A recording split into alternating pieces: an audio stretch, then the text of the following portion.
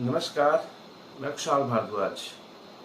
देश के अंदर जो सबसे चर्चित खबर है वो ये है कि इंडिया गठबंधन ने एक फैसला लिया है कि 14 ऐसे न्यूज़ एंकर जो अपने कार्यक्रमों के माध्यम से इस देश के अंदर भाजपा के नैरेटिव को आगे ले जाने का काम करते हैं, जो नफरत फैलाने का काम करते हैं और उसके साथ साथ इस देश के अंदर असली मुद्दों से जनता का ध्यान भटकाते हैं और हिंदू मुस्लिम करके जो है विपक्ष को जो उसमें फंसाना चाहते हैं, ऐसे न्यूज़ एंकर का जो है बहिष्कार किया जाएगा। इनके उनके कार्यक्रमों में इंडिया गठबंधन के जो प्रवक्ता हैं और नेता हैं वो किसी भी डिबेट में शामिल नहीं होंगे।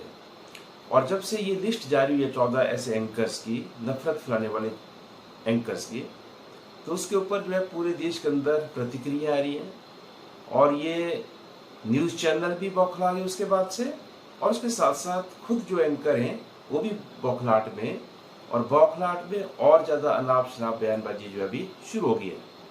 और उसके साथ साथ न केवल न्यूज़ एंकर बौखलाए बल्कि भाजपा की पूरी पूरी टीम बौखला गई है और भाजपा भी उन न्यूज़ एंकर के साथ मिलकर के ये बात कह रहे हैं कि ये जो है प्रेस की आज़ादी के ऊपर हमला है और इससे जो है देश खतरे में है, संविधान खतरे में है। एक नई बात आज जो है भाजपा के प्रवक्ताओं, भाजपा के नेताओं द्वारा सुनने को मिल रही है और इस तरीके का वो बखान कर रहे हैं। लेकिन असली बात क्या है, पिछले 9 साल का अगर आप हिंदुस्तान के मीडिया का अवलोकन करें, पिछले 9 साल में जब से सन 2014 में नरेंद्र मोदी के नेतृत्व में इस देश के अंदर भाजपा की सरकार बनी है, तो तब से इस देश के अंदर पत्रकारिता स्वतंत्र रह नहीं गई है।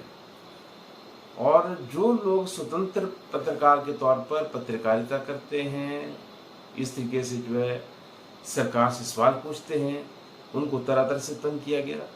और आपने देखा पत्रकारों ने आंदोलन किए, लेकिन ये पत्रकार हैं, 14 दिन की लिस्ट जारी की गई है, ये कहीं पर भी पत्रकारों के साथ खड़े नहीं हुए। तो उसका मतलब साफ है कि ये पत्रकार नहीं है, बल्कि ये जो है गोदी पत्रकार हैं, गोदी मीडिया है, सरकार की गोद में बैठा हुआ मीडिया है। और इनमें से किसी भी एंकर की ये हिम्मत नहीं आ सकी हुई कि वो जो है सत्ता से सवाल पूछ सके। इन्होंने कभी नरेंद्र मोदी से सवाल नहीं पूछा, अमित शाह से सवाल नहीं पूछा, इन्होंने कभी जो है सत्ता से सवाल नहीं पूछा। और उसके साथ साथ हमेशा विपक्ष को कटघरे में खड़ा करते रहे।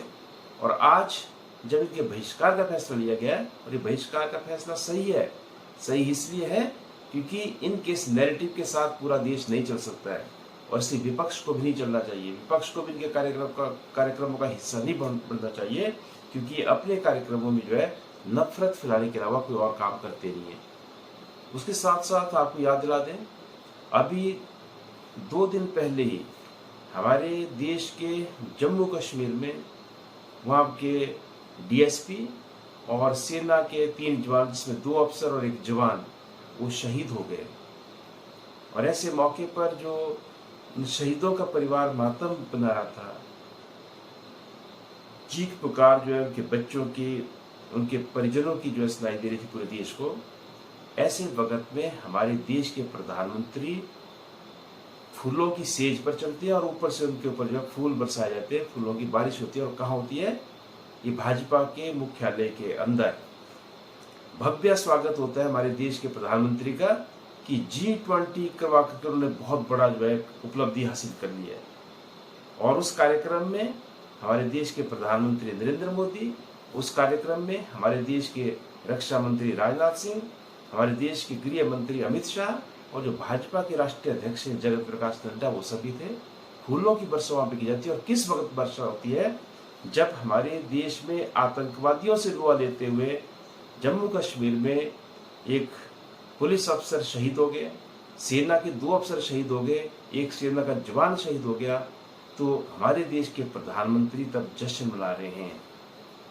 लेकिन ये जो गोदी मीडिया है, इसकी हिम्मत नहीं है कि वो जो सत्ता से सवाल पूछे। तो जब ऐसे वक्त में जब आपको अपने सेना का मनोबल बढ़ाना है, आपको अपनी पुलिस का मनोबल बढ़ाना है, क्योंकि आतंकवादियों से जो वो लड़ते हुए शहीद हो रहे हैं, तो उस वक्त में जो है हमारे देश के प्रधानमंत्री भाजपा के मुख्यालय में उनके ऊपर फूलों की वर्षा की जा रही है कि आपने बहुत अच्छा जो है G20 करवाया। G20 भाई पहली बार नहीं हुआ दुनिया के अंदर। हमारे से बहुत छोटे मुल्क हैं, वो भी उधर भी इंडोनेशिया में भी G20 हुआ है, उसका समिट हुआ है, और भी कई कई मुल्कों के अंदर। तो ये बारी बारी से जो है इसकी मेजबानी हर देश को मिलती है। तो इसमें कोई बड़ी नई बात नहीं है कि आपने बहुत बड़ा जो है G20 कर दिया। सवाल तो ये पूछा कि G20 से हमारे देश को हासिल क्या हुआ, पर ये सवाल तो देश का गोदी मीडिया कभी नहीं पूछता है। आपको मैं याद दिला दूँ, जब पुलवामा हुआ, हमारे देश के गोदी मीडिया ने कभी सत्ता से सवाल नहीं किया कि हमारे जवानों की शहादत के लिए इस सरकार को जिम्मेवार क्यों न ठहराएं। ये सरकार की नालायकी है, सरकार की नाकामी है, ये सवाल क्यों नहीं उठाया हमारे गोदी मीडिया ने कभी। जब नोटबंदी जारी की, नोटबंदी थोप दी गई, तो तब यही मीडिया था, यही तिहाड़ रिटर्न पत्रकार एंकर सुधीर चौधरी, इन्होंने कहा कि 2000 के नोट में तो एक चिप लगी हुई है, और वो अगर 100 मीटर नीचे भी अगर नोट होगा जमीन में, तब भी उसका सिग्नल जो सीधा प्रधानमंत्री ऑफिस को जाएगा। ऐसे ऐसे लोग ये पत्रकारिता के काबिल है क्या? ऐसा झूठ परोसते हैं। और उसके साथ साथ हमारे देश के अंदर जब भी किसानों के ऊपर हमला हुआ, तो किसानों को कटघरे में खड़ा किया इन गोदी पत्रकारों ने। जब भी छात्रों के ऊपर हमला हुआ, छात्रों के ऊपर तरह तरह की नीतियां थोपी गई, तो गोदी मीडिया ने कभी सत्ता से सवाल नहीं किया, उल्टा छात्रों ने सवाल किया, छात्रों को बदनाम किया।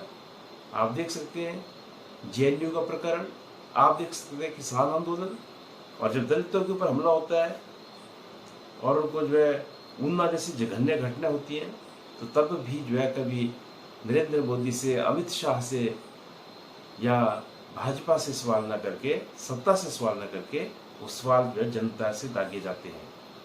और इसलिए ये जो अभी निर्णय लिया है इंडिया गठबंधन ने, ये बिल्कुल सही निर्णय है। और उसके साथ साथ मैं ये भी कहना चाहता हूँ कि जब से नरेंद्र मोदी की सरकार आई है, तब से मीडिया स्वतंत्र होकर के इस देश के अंदर काम कर भी नहीं रहा है। जो पत्रकार स्वतंत्र रूप से कुछ लिखते हैं, बोलते हैं, न्यूज़ बनाते हैं तथ्यों पर आधारित, उनको जो तरह तरह से तंग किया जाता है। कितने ऐसे न्यूज़ एंकर और पत्रकार हैं जिनको बड़े बड़े चैनलों से बाहर निकलवाया गया, बड़े बड़े प्रिंट मीडिया के संस्थानों से बाहर निकलवाया गया, और जिनको उसके साथ साथ बहुतों को खरीद लिया गया, और जिनको खरीद नहीं सके वहाँ पर जो है चैनल को ही खरीद लिया गया, जैसे NDTV के साथ हुआ। तो इसलिए ये जो रोना धोना है आज बीजेपी का कि जी पत्रकार स्वतंत्र पत्रकारिता के ऊपर हमला है, विपक्ष का फैसला, ये बिल्कुल नहीं है। स्वतंत्र पत्रकारिता को तो इस देश के अंदर नरेंद्र मोदी की सरकार जब से काबिज हुई है, ये स्वतंत्र पत्रकारिता को मार दिया गया है। वो पहले ही से जो है गुजर चुकी है, और इसलिए ये एक आईना है जो विपक्षी गठबंधन ने दिखाया है पूरे मीडिया चैनल को, और यही होना चाहिए इनके साथ, क्योंकि किसी को भी इस देश के अंदर नफरत फैलाने का अधिकार नहीं है। आप पत्रकार हैं, आपके पास लाइसेंस नहीं है कि आप इस देश के अंदर जो है हिंदू मुस्लिम सुबह शाम हिंदू मुस्लिम करके जो है एक ध्रुवीकरण पैदा करें, और आप जो है जनता को सांप्रदायिक आग में झोंक दें। आपको ये अधिकार कोई नहीं देता है। और इसलिए ये रोना धोना बंद कीजिए गोदी मीडिया के पत्रकार, और आपको तो शर्म आनी चाहिए कि आप जो है ऐसी पत्रकारिता करते हैं जो सत्ता से सवाल नहीं पूछ सकती है। आप किसी भी रूप में पत्रकार नहीं है, पत्रकारिता के नाम पर कलंक हैं। ये पूरा देश देखता है आपके कार्यक्रमों को रोजाना, और आप वहाँ पर क्या करते हैं इसको पूरा देश देखता है। इसलिए स्वतंत्र पत्रकारिता को अगर आगे बढ़ाना है, तो ऐसे जो गोदी पत्रकार हैं, जो सत्ता की गोद में बैठे रहते हैं, उनका बहिष्कार जरूरी है, और ये इस बहिष्कार